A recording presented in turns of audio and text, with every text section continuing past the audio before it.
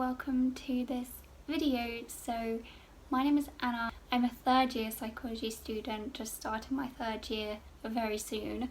Today's video is all about failure, the things I've learned, why failure is important, just kind of like a video where I talk about those things. And also this video is a collaboration with First Rate Tutors, a YouTube channel that is focused on English, Maths and History revision for both A-level and GCSE students. A really wonderful channel, and I would highly recommend taking a look at the videos because there are so many interesting topics that are covered even if you're not studying those subjects like at A-level or GCSE. Even if just out of interest, you can definitely learn something interesting and new.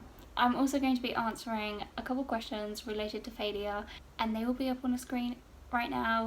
I will have timestamps in the description if you've already heard the story and you don't want to hear it again. Hope you enjoyed this video. Failure is not fun, but it's necessary, so I hope I can get this message across in this video. First question is, how did you bounce back from failure and gems you have learned after failing your exams and retaking? Bouncing back from failure wasn't easy, especially my first year, because there was a lot going on and it just felt like every failure could have just felt like another bad thing happening. It was just extra stress and worry. It was difficult to bounce back from that, and when I think back to it, I don't really know how I did it specifically. I think it just took time and the failures happening for me to realise that it's okay. However, in comparison to this year, I have definitely seen a difference in my reaction to the failure, how I coped with it. So I think it was a matter of time going through the sad emotions and figuring out how to bounce back from it. But in terms of bouncing back, I think it was just accepting it and going through the failure to know that it's okay and it's not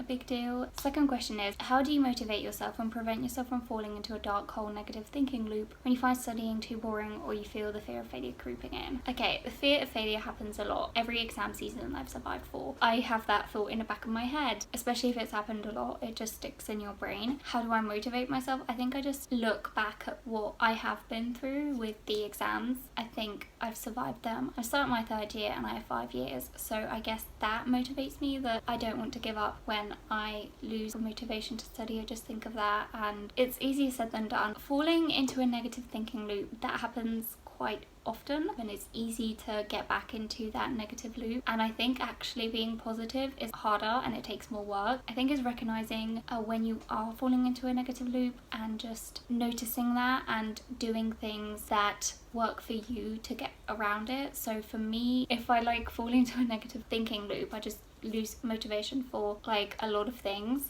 So I think it's doing things that are not related to studying, because if the source is studying, then I try to find other things that I look forward to and things that I like to do to kind of bring back the motivation. I think it's still something I'm learning. It takes time to learn, know your thoughts and know that, oh, this is bad. I need to do something before I get scared and fear of failure creeps in and all of that stuff. So I don't know if I answered that very well, but I think I'm still learning to do that. So I guess that's my answer. What 3 YouTube channels would you recommend for studying? So of course I would recommend First Rate Tutors, because amazing channel with so much resources. There is literally so much and you can learn so much, and if you don't understand something, you can turn to the channel and it can really help you.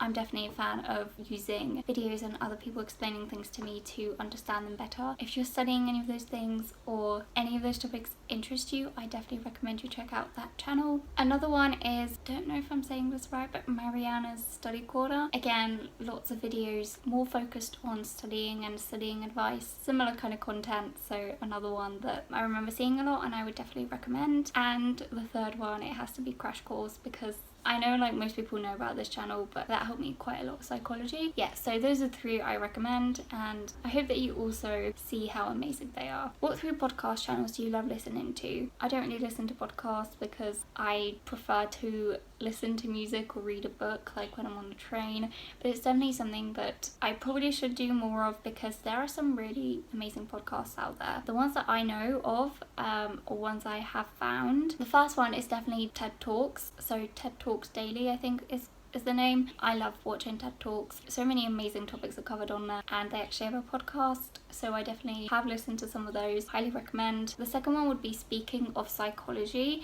So this is a psychology one, of course. This one talks about some interesting concepts, theories, studies, and it goes into detail about them. Unfortunately, I only have 2 recommendations because, like I said, I don't listen to a lot, and those are the only 2 that I have been listening to. The last question is, you've had to take online lessons because of quarantine. What are 2 great things about online lessons and 2 downsides to online lessons? 2 great things is that, for me personally, it feels like you have more time. Like, I had to wake up earlier and get the train and then wait like half an hour sometimes at uni, so that is quite a lot of time that is saved because of it. So for those people who like to learn at home, this is a great thing because, again, you are in a study environment that you like and you feel more comfortable. I like learning at home, but sometimes I don't. 2 downsides, obviously internet problems. I had a lot of those. Another thing is there are more distractions. So there's the questions. If you've never heard of the wonderful channel before, First Rate Tutors, then I definitely recommend you check out that channel. And now I'm going to be talking about failure, and I'll start off with like a quick background. Okay, I don't know if you can hear me or if you can hear the cargo train because it's quite loud and it's going by very slowly. So failure is a part of life, and I'm someone who didn't want to fail. I, of course, like loads of people, they don't want to fail. They want to achieve their goals. They want to be successful, and I feel like that's part of our society and culture. We don't talk about our failures or our bad days. We only show the positive side of everything, and I feel like that's because of social media, and all you can see is the positive and the successful and the accomplishments that people achieve, which is completely fine because we don't at the same time want to see someone crying about all the things that are wrong in their life. But I feel like there should be a balance between the two. Like, yes, share your happy good accomplishments, but also don't try to hide the fact that sometimes we don't accomplish our goals, and that is fine. And that's why I feel like people don't talk as much about their failure. Like, you're gonna fail at one point in your life. When you're learning something new, of course you are going to fall down. You're gonna have to get back up. For me, it was such a big deal, I think, because I always thought that like the road to success is just things just keep getting better, but again, that's not life. You have ups and downs in everything, and I think the sooner you learn that and accept that, the better. It's still something I'm trying to accept and be okay with. I was reading an article actually about failure, and businesses, they prepare for failure. You can see how common it is, and even the most successful people are going to fail. The difference between someone who failed and someone who's successful is the fact that they kept trying and they didn't let the failure discourage them. That's just something I just wanted to say.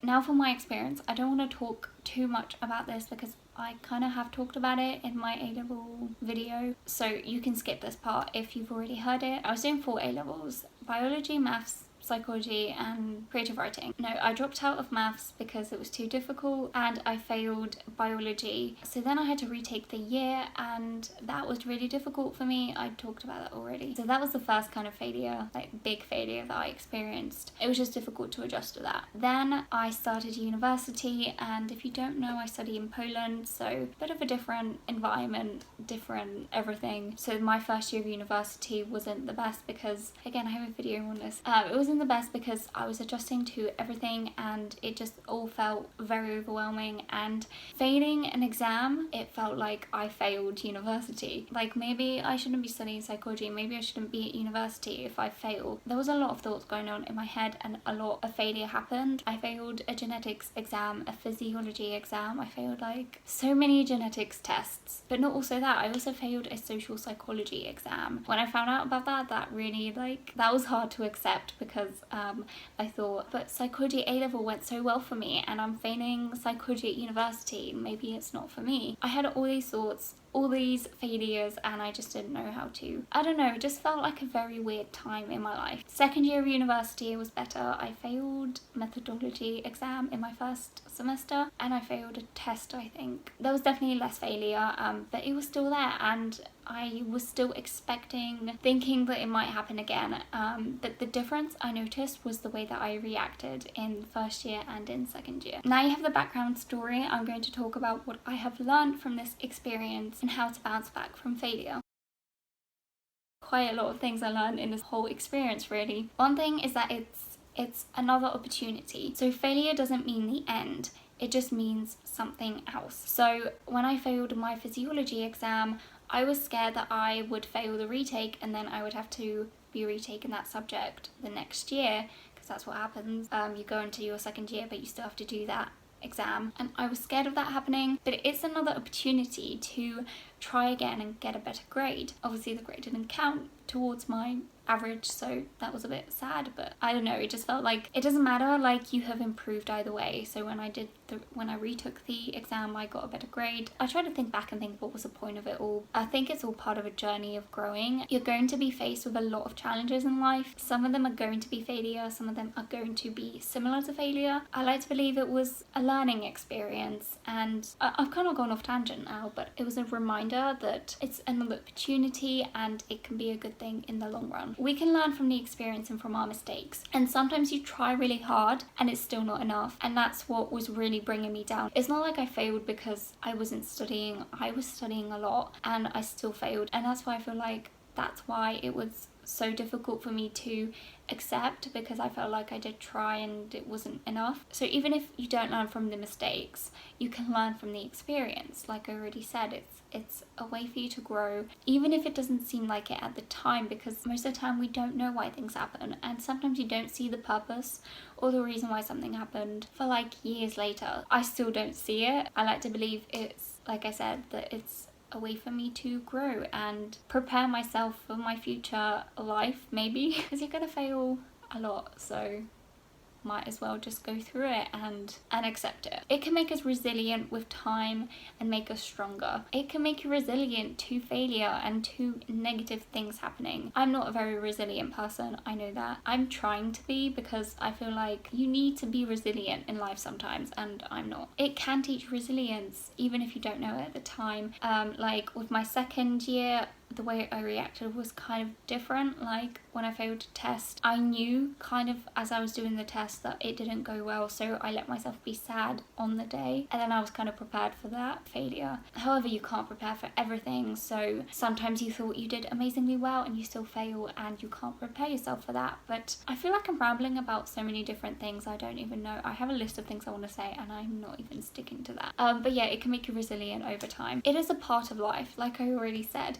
You're going to fail one way or another in life, in a job, in friendships, in, I don't know any examples, in your future. I don't know, 20 years from now you might fail at something and it may not be significant, or it may be significant. It's bound to happen. It's a part of life, like I said. And the sooner I think you, like I said, accept it and realize it, then the better, because you're not thinking, why did this happen to me? Life is so unfair. You're thinking, yes, this happened to me. Life is unfair. I just have to deal with it, and I can't change it. Might as well just accept it. Easier said than done. It's taken me a while to say that out loud and actually believe it, so progress, I guess. I read this in an article. The person who created the light bulb, his name was Thomas Edison. He actually failed. He failed 10,000 times. 10,000 times before he actually created a light bulb. Now I don't know if that's like accurate, if it was really 10,000 times, but that's just what I read. Either way, that is a lot. Like, you could have just given up and been like, no. But no, look what we have. We have a light bulb, which is very important in today's life. So he didn't give up, and through that experience he gained more knowledge. He learned from his mistakes. He saw what he did wrong and he used that and ended up with a light bulb. So here's a inspirational story for you. It's also inspirational to me, and I really need to remind myself of that in the future. Like, how many times have I failed? So yeah, like, you are gaining knowledge. Like, it makes you stronger and more resilient, even if you don't learn anything from it. Maybe you will one day, maybe you won't, but there's an opportunity for you to figure that out. Failure is a stepping stone. I like to believe that the path for me to becoming a psychologist is just a lot of stepping stones, and every test that I take and then fail and then retake is one stepping stone. So I'm closer than I was like a week ago. I guess those are the things I've learned. The most important thing I've learned is that it's it's a part of life, and in general about life, that it's not always happy, you're not always successful. Anyone who tells you that, oh, you just have to work hard and you're always gonna get amazing grades and you're always gonna be successful, I don't believe them, because you're going to fall down at one point. And even the people who are always amazing at things, they're gonna be not amazing at something, and we can't all be perfect. So the fact that you failed just means you are human, you are trying. What matters is that you get up and you try again. And I feel like it's so powerful because it's you who's in control, and okay, sometimes doesn't feel like it because you fail, so it feels like it's out of your control, but then it's in your control to get back and try again. I feel like I haven't said everything I wanted to say, and I haven't expressed everything the way I wanted to, but I'm going to talk about how to bounce back from failure and things that have helped me to bounce back from failure, because this video is going to be very long, so I'm just quickly going to talk through how you can bounce back from failure. First is to understand that it is okay. It took me a long time to be okay with failure, and I probably still will feel sad when I fail in the future, but just remember that it's okay. It means you got an amazing opportunity. Revisit your goals and your strategy. So for me, with like exams, I would revisit how I studied and my notes, and I would add to my notes and see where I went wrong, what could it have been that brought me down. Revisiting your goals and the strategy, and I think that's also quite helpful. Next is to try not to dwell for too long. This is easier said than done because we're all different, we all grieve, we all feel different things, we all react to situations differently. One person may be sad for a week, one person may be sad for 2 weeks. That is okay as long as you try not to dwell for too long, because I know easier said than done, but I am someone who dwells a lot. It took me a while to adjust to living here, for one example, so that's kind of a different topic, and I don't have advice on how to stop dwelling. I think it's just realizing that, okay, I thought about this 1 million times, enough. I'm going to do something that's actually productive and going to help me to accomplish my goals. So if it's studying for exams, then okay, cry about it for a day or 2 or 3 or a week, but then try to start studying again. Next is to practice acceptance. Like I said, the sooner you accept things, the better, and you are going to have to accept a lot of things in life. Again, I don't want to be implying that you have to accept certain things in life, but there are certain things that you do have to accept. One is that life is not fair, and 2, you are going to fail and you are going to be sad about things. You're not gonna always get amazing grades. It's all a part of the learning curve and a part of life. Accepting failure and accepting these things definitely does help eventually. It also takes time to accept those things. Next is to ask for help. I did this for genetics and I asked to see my paper, so I guess that helps. But if you can't do something alone, ask for help. For example, if it's academically, talking to your teachers, talking to your friends or people who are good at the subject, they definitely can help you. Don't regret what happened. So yes, you failed. Keep in mind all the things I've said. I don't want to repeat myself too much, but it's better to do something than nothing at all. And you never know, it may look like a failure now, but it may turn into success and to not a failure in the future, but you don't know that just yet. Learn as much as you can from the event, reflect and think about, again, like if you're someone like me who doesn't react to failure very well, then this is a great opportunity for you to learn. Maybe this happened for you to learn how to cope with these things. Maybe it's all part of a journey of growing and acceptance, and it will do you more good in the future than it appears now. Last thing, because I know this video is quite long, I'm sorry, I hope people watch this towards the end, because this message is to those people who are like me, who I was, I guess, to me a year ago. And it's to keep dreaming and do not give up, because you are a strong person and this happened to you, and you can and you will get through it. And use this as an opportunity, use this as an advantage to help you. And even if you failed and you can't try again, at least learn from this and keep that in mind in the future, and don't give up, because if Thomas Edison gave up, we wouldn't have a light bulb, or someone else would have created it, but now we have an inspiring story. So you might be an inspiring story to someone someday, and your experience, and that might be the positive that comes out of this, but you see, it will be a positive to someone else because it will help someone else. I hope I've conveyed everything I wanted to say. I don't know if I have, this topic just means so much to me, and I truly hope this video has helped someone. If someone has watched this, like if I watched this video like 2 years ago, I probably would have thought I don't believe you, but okay. But yeah, it does get better, and who knows what's going to happen in the next 3 years of my degree. We don't think about that. We think about, yay, we survived and we are where we are now, and that's all that matters. If you're still watching this, then wow, you are amazing. Thank you for watching this video. I truly hope it was helpful and useful to someone, and that you really think about the things I said and reflect on them, and that they are useful to you and you can think about them if you ever go through these things. And I hope that you don't. I don't wish this on anyone, failure of any sort. I want people to always be happy, but that's not life. So I hope that at least this video can be helpful, and it could be a way for me to use the negativity I felt and turn it into a positive by helping other people. And I hope you have a wonderful day, and I wish you lots of good things in your life, to end it as a positive note. Thank you for watching.